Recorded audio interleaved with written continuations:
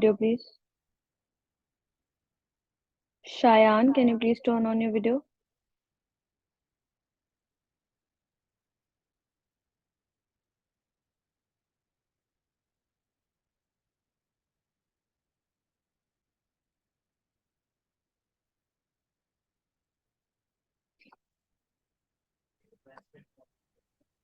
Good evening. Good evening, Aaron. Please turn on your videos, everyone, during the entire class. 1 minute. Aaron and Shayan. Shayan has turned on. Aaron, please turn on your video.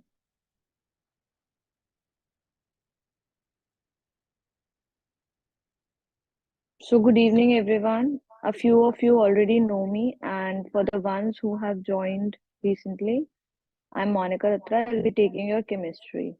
Fine. I hope you're doing well. So, you're done with class 9th, and now we will begin with class 10th chemistry from today onwards. Fine. So, first and foremost thing, I would like to tell you about the syllabus which is there to be studied in class 10th chemistry. Fine. So there are total 4 chapters which are involved in chemistry. The first chapter being chemical reactions and equations, which we are going to start today. Fine. Then next, second chapter, which we will be doing later on, it will be acids, bases, and salts, which you have slightly studied in class 7. Fine. Third chapter, which we are going to do, is metals and non-metals. Also, this chapter you have studied a little in class 8. Fine. And the last chapter, which we will be doing in the end of the session, is carbon and its compound. This is a very general chapter which you will be studying. But today we are going to start with the first chapter, which is chemical reactions and equations. Fine. I hope you are aware about a few terms and a few I will be teaching you. In case you are not able to understand any term, then you may stop me and ask. Fine. I would like that everyone should participate equally, and whatever you are unable to understand, you may ask me. Abhigya, I request you to please keep your video turned on. So the chapter which we have to study, the first chapter of class 10th, is chemical reactions and equations. So first and foremost thing, before we start with the main topics of the chapter, I would like to ask from all of you, do you know what are physical or what are chemical changes? Can anyone like to tell me what are physical changes and what are chemical changes?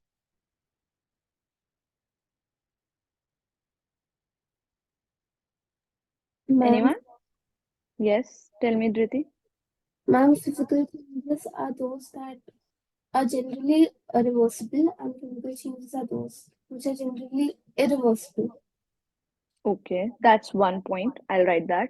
Any other point, Aryan, Shayan, Abhigya, or Ayanija, you would like to add on? Ma'am, in physical changes, there will be no change in state. Like there will be, but no change in chemical composition. Right. There Whereas will in be change chemical, in the state, whereas there would be no change in the chemical composition. That's absolutely correct. Good point. Ayanija, what about you? What can you add on?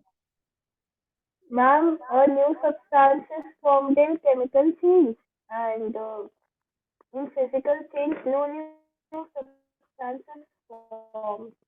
Yes, that's absolutely correct. So the first and the foremost thing which you are supposed to know about the physical changes is that no new substance is formed in this kind of change. No new substance is formed. Whereas in case of a chemical change, always at least one new substance will be formed. Fine. Then secondly, what Shayan had added was that no change in chemical composition is observed. No change in chemical composition is observed. Composition is observed. Whereas in case of chemical changes, there is change in the chemical composition. Fine. There is change in chemical composition of any substance. Now, generally, it is not always the case, but generally, the physical changes are reversible in nature. Siddhishri, I would request you to please turn on your video. Ma'am, actually, I am taking with phone, ma'am. Okay, dear. I have just started with this topic, so in case you are missing out on anything, we can repeat it, fine? Whereas chemical changes are generally irreversible in nature. Irreversible in nature.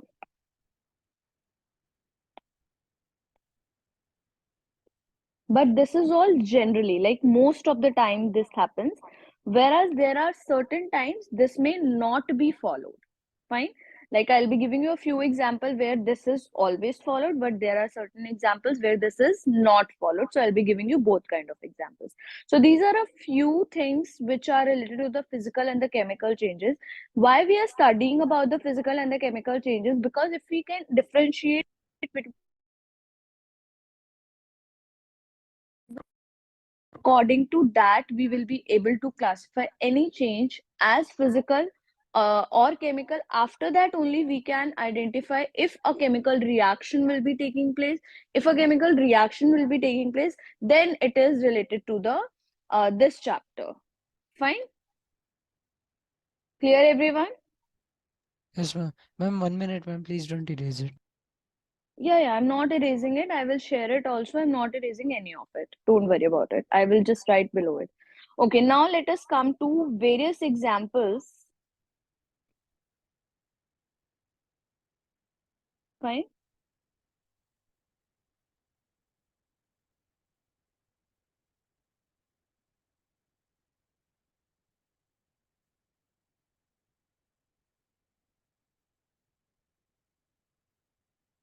Okay.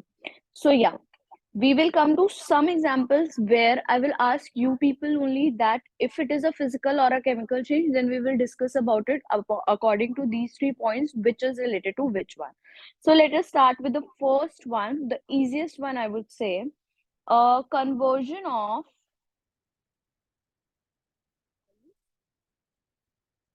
to liquid water.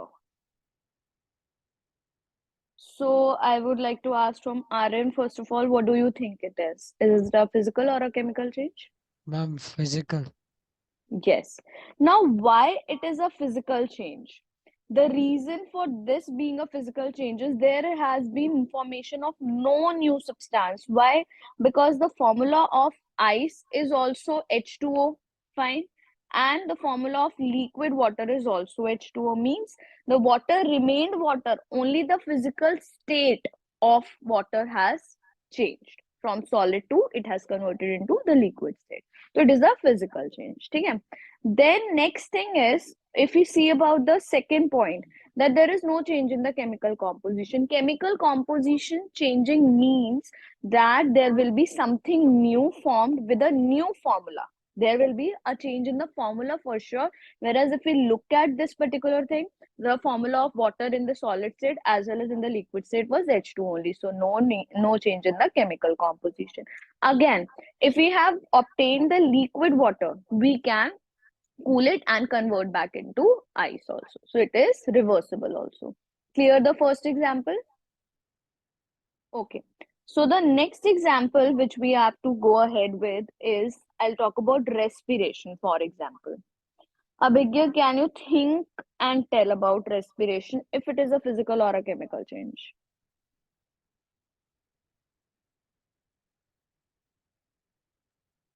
Respiration.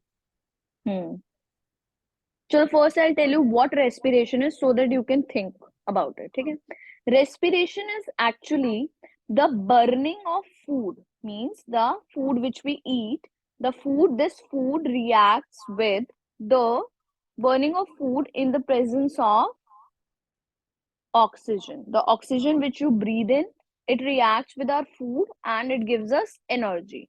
Now you think and tell if respiration is a physical Chemical change change. or a chemical change. Yes, chemical change. And if you can remember it a little from your biology classes in 6, 7, 8, you must have surely studied about photosynthesis as well as respiration. Oxygen cycle also you have studied. So what happens, it has a reaction also. The food which we eat is actually glucose, C6H12O6. This is the glucose which we eat. This glucose, it reacts with oxygen which we breathe in, and it leads to the formation of carbon dioxide which we exhale out. It leads to the production of water vapors in the form of sweat, and also it releases energy in the form of ATP. So all the new substances are formed. There is nothing which is similar to the reactant which we took. So that is why it is a chemical change. We have seen the formation of new substance. We cannot reverse it, and also the chemical composition has changed. Is it clear to everyone?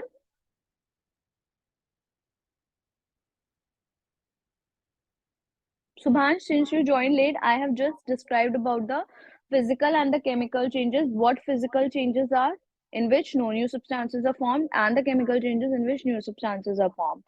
In the physical changes, there is change in the no change in the chemical composition, whereas in the chemical changes, there is change in the chemical composition, and we are taking up the examples for these points, right? Okay, ma'am. So after respiration, let's come to the third point, and I would like to ask Siddhi Sri.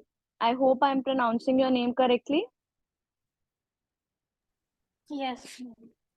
Okay, dear. So please tell me, what about the ripening of fruits? Is it a physical change or a chemical change? Ma'am, chemical change. Ripening of fruit is a chemical change. Now, what have you said? That it is a chemical change, right? Ma'am. Right. So now you may say, man, there is no new substance formed. It is a fruit only. What fruit was earlier, that's the only fruit. But no. The fruit which is unripened and the fruit which is ripened, these are different. If you taste both of them, they are different. Then their chemical composition changes. The fruit ripes itself, only then we are able to eat it or have it. So it is a chemical change. A new substance is formed from unripened fruit.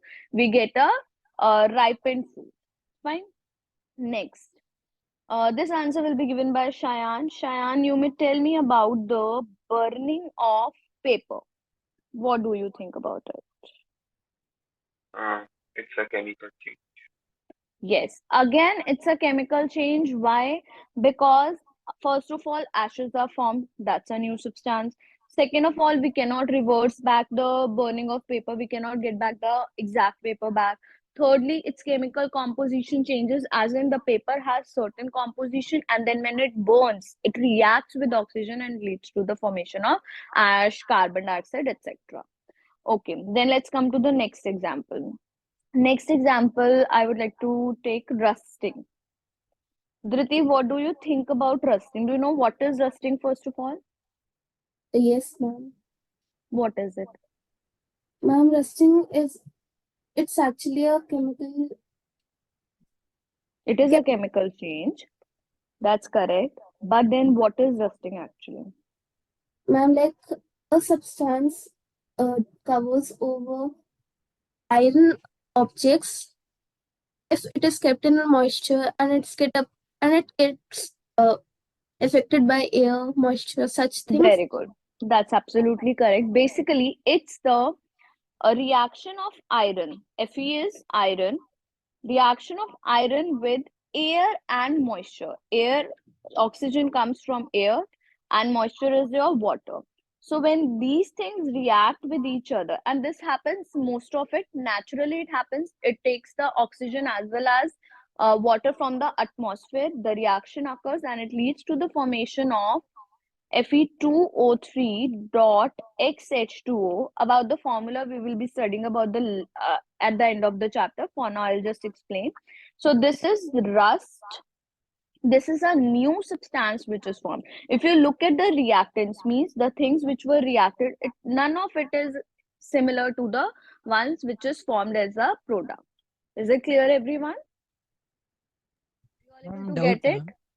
Yes, Ma'am, Aryan. why is that this H2 molecule Yeah, in that's variable? what I said, that I will be explaining about the formula by the end of this chapter, because we have this entire topic as a chapter. In this chapter, we have it. So I'll explain all of this at the end. Fine. Okay, ma'am. For now, just look at the formula, that there is difference between what we took as a reactant and what is formed in the product. Fine. I'll be explaining this at the end of this chapter, because we have the entire like topic, which is corrosion, in which the rusting comes. Chalo, let's come to the next. I'll give you an easy one. Melting of butter. Who hasn't got the chance to answer? Ayanija, first you tell. Physical change. Physical change. Why physical change? Because butter remains butter. Nothing has changed. Only its state has changed from solid to it has converted into liquid state. If we freeze it, it will get back converted into the solid state. So it is a physical change. Clear? Any doubts still here? Any doubt in the topic physical and chemical changes? I'll give you one or two more examples. Shubhansh, you have got the chance to answer? No, ma'am. Okay. So for you, the question is, okay, burning of magnesium ribbon. Ma'am, chemical change. Yes. Remember one thing very clearly, wherever you see the term burning of anything, without even thinking, you should know it is a chemical change, because burning will always occur in the presence of oxygen. Means something is reacting with oxygen and then the new substance will be formed. Where in this case, what is happening? Magnesium is Mg. So magnesium reacts with oxygen, which is O2. It comes from air and it leads to the formation of MgO, which is magnesium oxide. We have a few questions related to this reaction, which I'll be explaining after two terms, which are very important as well. I hope this is clear. All the children have got at least one chance to identify whether a change is a physical change or a chemical change. I hope no one is left. Okay. So just a second, I'll just check if any important reaction is left. Meanwhile, you can have a look at this, and in case you would like to ask from me anything, you may ask. Then we will move further. One last I'll discuss, and then we are going to move further. Can anyone tell me what do you mean by crystallization? And when a supersaturated solution is cooled down to room temperature, the extra solvent is converted into crystals in the liquid, in Not the the solvent, the solute. solute. Sorry. Yes, that's absolutely correct. Basically, if we define the process of crystallization, very simple definition is there. I'll give you the definition, then you people decide and tell me whether it's a physical change or a chemical change. Fine. So the definition for crystallization is the process of conversion of, please read the definition twice and think of the answer. The process of conversion of impure salt to pure salt crystals called crystallization. So now I would like to know the answer from each one of you. What do you think, as per the definition, what you have understood is crystallization a physical or a chemical process? Fine. Abhigya, first you tell. I'm physical change. Okay. Dhriti, Ma'am, physical change. Aryan, To be honest, it is chemical change, I think. okay. Shayan, Physical change. okay. Ayonija,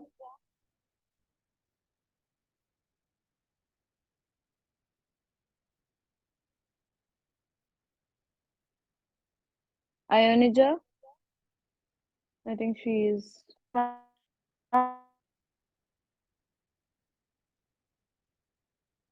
Subhansh, meanwhile, you tell. I can't hear her. Ma'am, physical change. And Siddhishri, what do you think?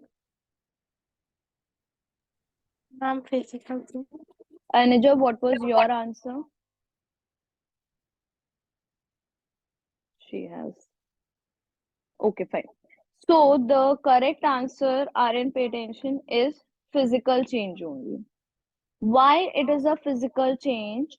Because it's the same salt which gets converted. So basically, for example, if I say we have a salt which is copper sulfate, fine. So, or I'll give you a very basic example which you can relate to your everyday life also. Leave copper sulfate. You must have seen sugar powder, right? Everyone has seen sugar powder. And you must have also seen sugar crystals at your home. Both you have seen sugar powder as well as sugar crystal. So if I convert this powdered sugar into the crystal, will it be anything else? It will be the same sugar itself, right? There is no change in the chemical composition. No new substances formed, only the appearance has changed. So this is also, you may consider, though the powdered sugar is not impure sample, but then it is just to make you understand what actually crystallization is. Similarly, we convert copper sulfate salt, the impure salt, into the crystals.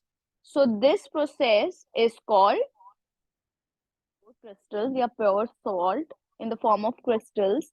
So this is called crystallization. So it's the same salt which we took in the beginning, and it's the same salt which is taken at which is formed at the last. So this process is a physical change. Is it clear? Ma'am मेरा एक Aryan? Doubt है Okay, ma'am speak, Subhansh. Ma'am like burning of wax ma'am it is both physical and chemical Yes, change. yes, yes. I'll tell. There are only one or two or maybe 4, 5 examples which are both, but I'll discuss about that later. First, let me ask Aryan. Crystallization is clear? Ma'am, that impure still I'm not understanding, ma'am. Like Hmm. it will not be new substance will be formed, ma'am. How come? It's the same thing which is being converted from it is just the form which is being changed, only the physical state. Like if we are taking the salt which has certain impurities, we remove those and convert them into crystals form. In the crystalline form we get, so it's the same salt which we are taking in the beginning and the same salt is being converted. So this process is crystallization actually. Fine. And there is no new substance which is formed. The chemical composition is not changing, and also we can reverse this particular process. So it is a physical change. All the properties are matching, right? Okay. Okay. Now there are only a few changes which you may not even bother. Why? Because you are basically not concerned with what actually the physical changes are. It is just to make you understand how the physical and the chemical changes are different from each other. But I'll give you a few examples since Subhansha just told about these.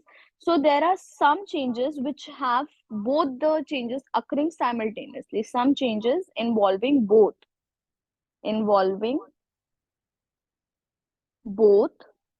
physical and chemical changes. Physical and chemical changes. So first and the foremost example is burning of candle.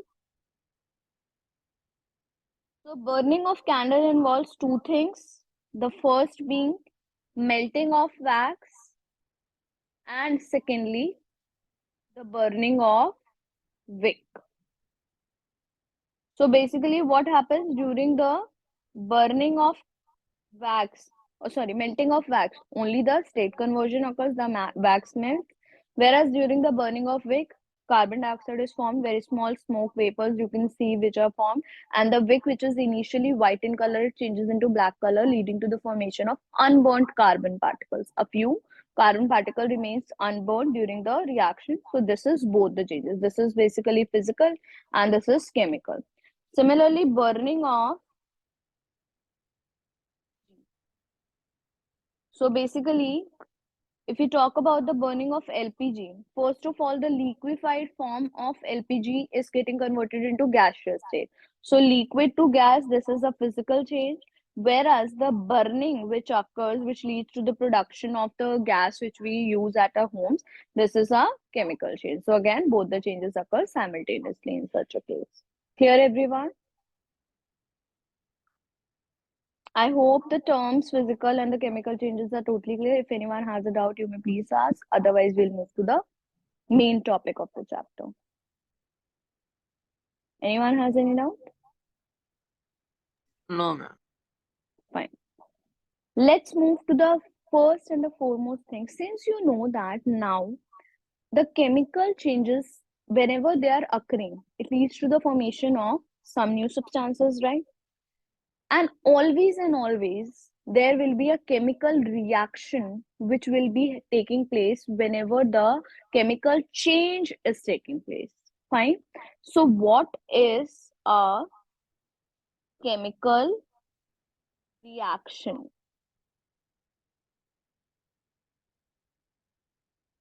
So basically the chemical reaction is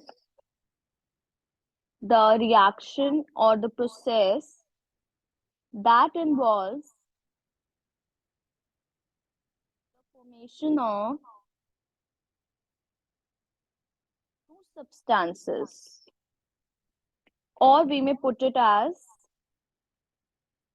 the conversion of the reaction of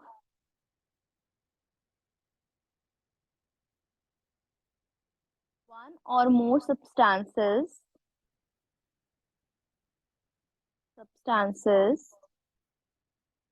leading to formation of one or more new substance. Formation of one or more new substance is called a chemical reaction. I hope the definition is clear.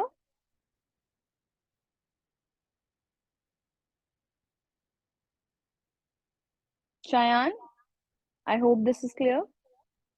Yes, ma'am. Okay. Siddhishri? Yes, ma'am. Okay. Then we have two more terms.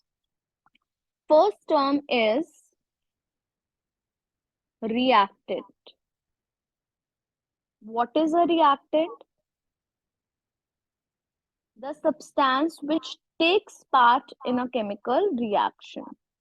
The substance that takes part in a chemical reaction. Always and always it is written on the left hand side of the reaction.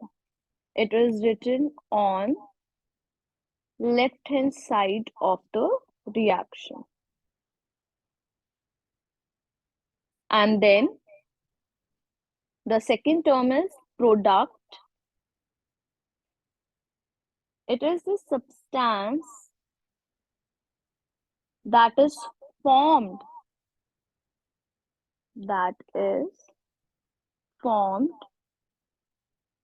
during a chemical reaction.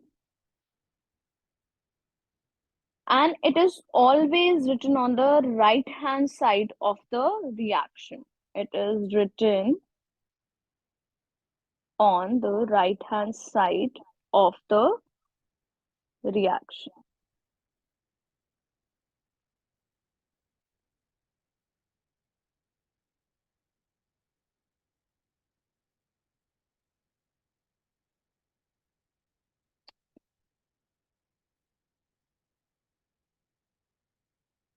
I hope both these terms are clear to everyone.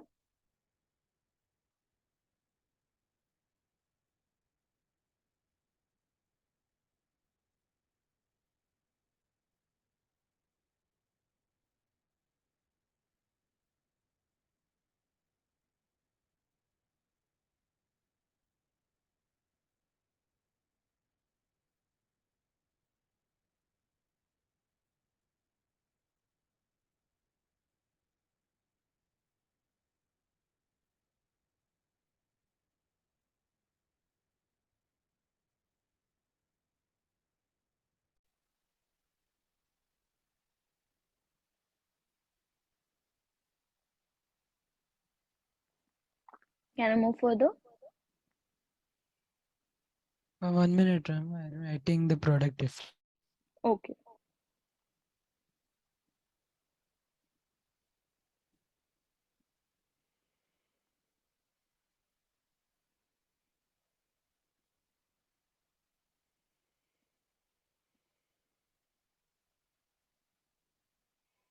I hope all the terms which I have written are clear to everyone.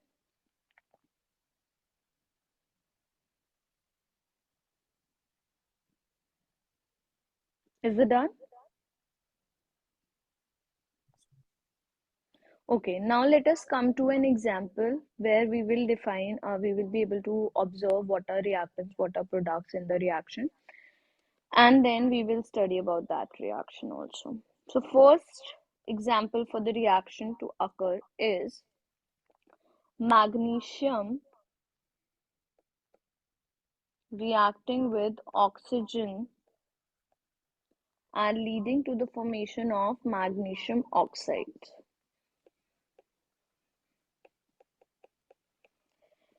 Now, in this, what are reactants? Magnesium and oxygen both are reactants.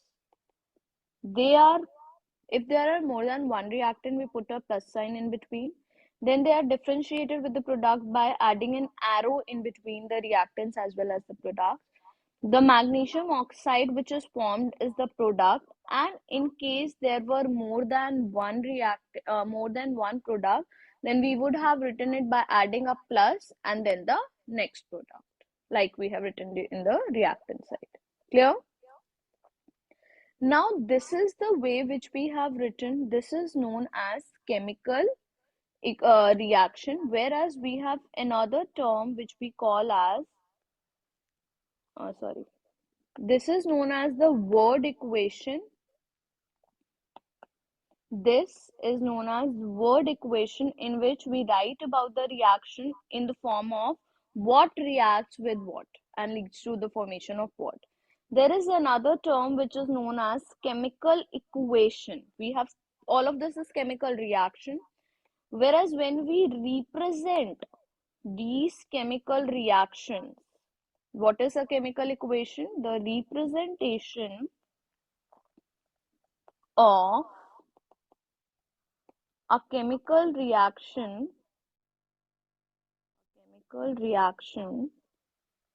in the form of, or not in the form of, with the help of symbols or formulas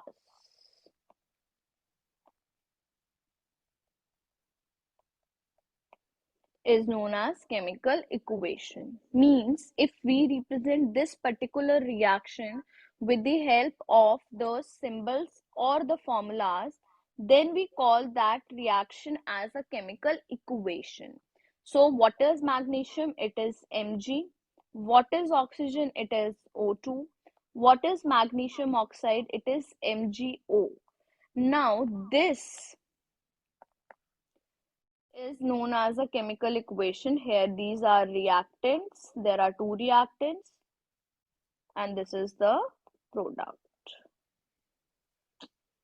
Here's what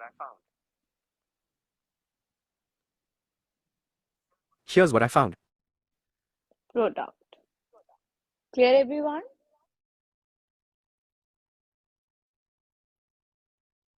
Any doubts? Siddhishri, Aryan,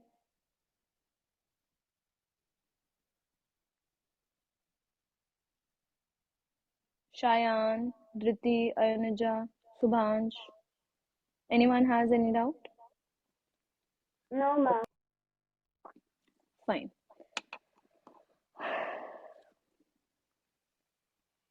Now, one last thing which I would like to tell you for today's class is about two new terms which are balanced as well as unbalanced equation, and that is all we are going to read today. And in the next class I'm going to start with a new topic. Fine. So there are two kinds of the chemical equations. Either we call them as balanced chemical equation, or unbalanced chemical equation.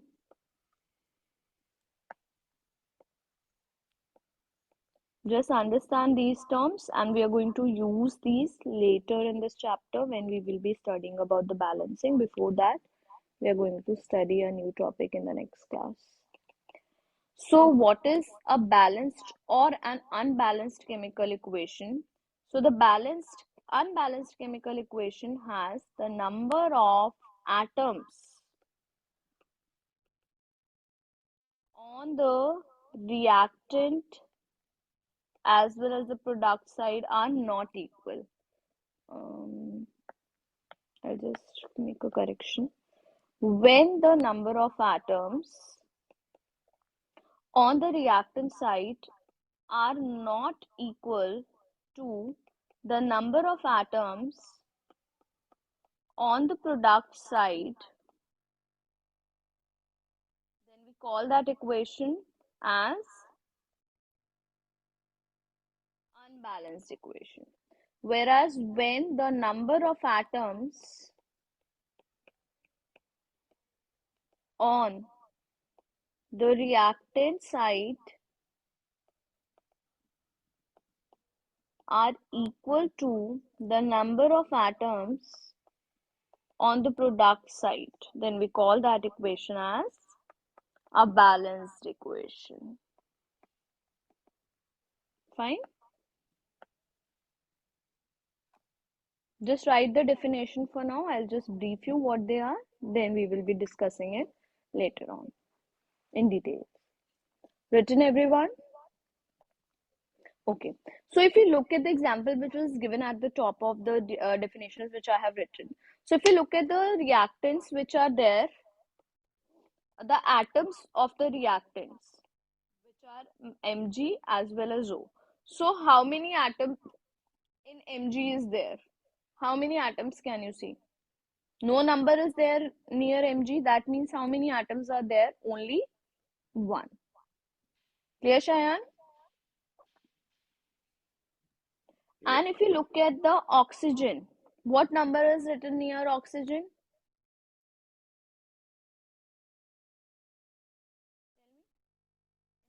In the reactant Two. side?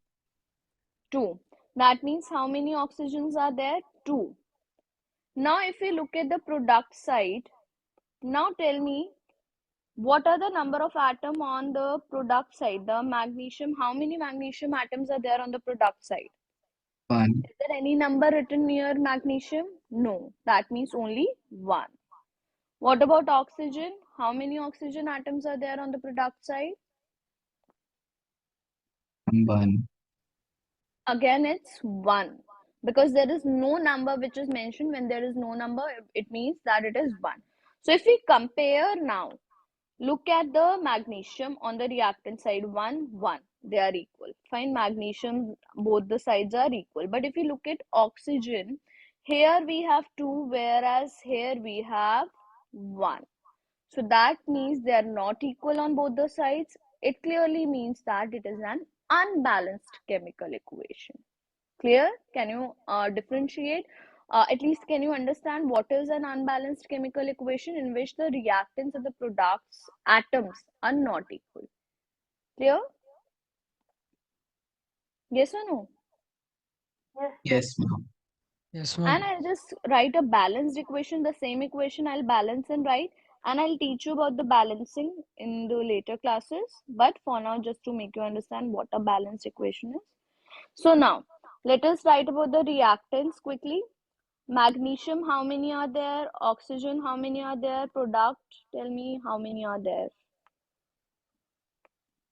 Quickly tell me. How many magnesium are there? Since number 2 is written in front of it, means how many magnesium in the 2, reactant side ma'am. are there? 2. What about oxygen in the reactant side? 2. What about the product? How many magnesiums are there? 2. 2. 2. And what about oxygen? 2. Again 2. So if you compare now, magnesiums are equal to magnesium, oxygen is equal to oxygen. So this means that the equations are balanced. Fine. I'll teach you about balancing in the later classes. Fine. I hope you were able to understand whatever I had taught in the class. And I'll be seeing you all in the next session. Thank you for being so active during the class. And let us all log off. I'll see you all in the next class.